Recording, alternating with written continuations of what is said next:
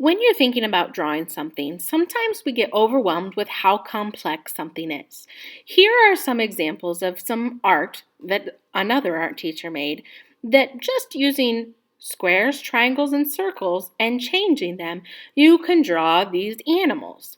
And when you use each shape, they turn into something new. You can do the same thing by taking a picture that intimidates you and breaking it up into shapes like this bear.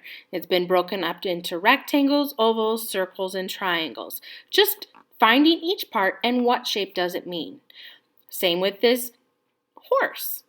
Triangles, circles, squares, or this bird, broken apart on the branch into different shapes.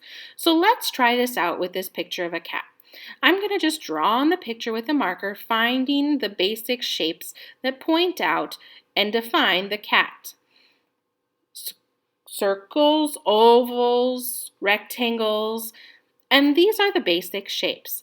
Now I'm going to sketch, now that I know these shapes, I'm going to sketch them out on my paper as the basic shapes, like a simple shape drawing. I'm not trying to make a cat right now. I'm just trying to make the shapes of a cat.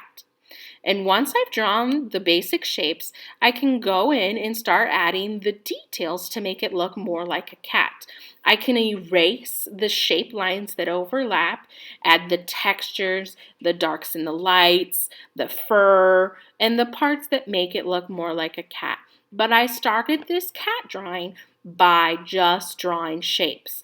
And this drawing looks more like a cat, whereas a drawing of a cat that we all think about drawing in our random time is a cat, but it's not really a cat. It's just circles with pointy ears and eyes. Okay, so let's try this again. I've got this elephant and I want to draw it, but I don't want to ruin the picture. So you could find some newsprint paper to put on top and draw it over and trace it.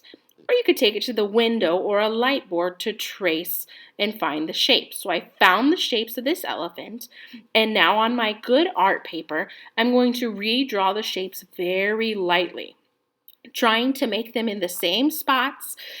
But what I'm not doing is I'm not just copying the original picture of an elephant. I'm redrawing the shapes.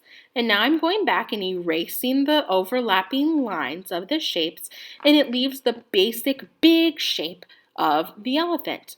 Then I can go back and add in the details to make it more like an elephant. This is the part where your artwork comes to life, but drawing the shapes is the first step, or at least thinking through the shapes is the first step in creating an artwork that looks real and is exciting to look at.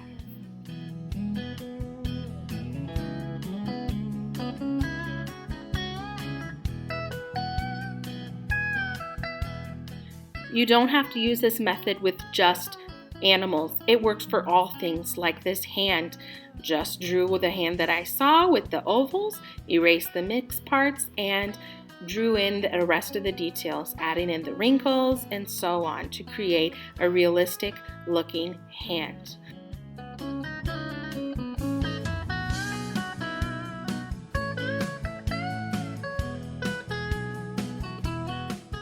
You can use this shape division technique for all kinds of things: houses, food, logos, sports teams, animals, or anything that you want to draw.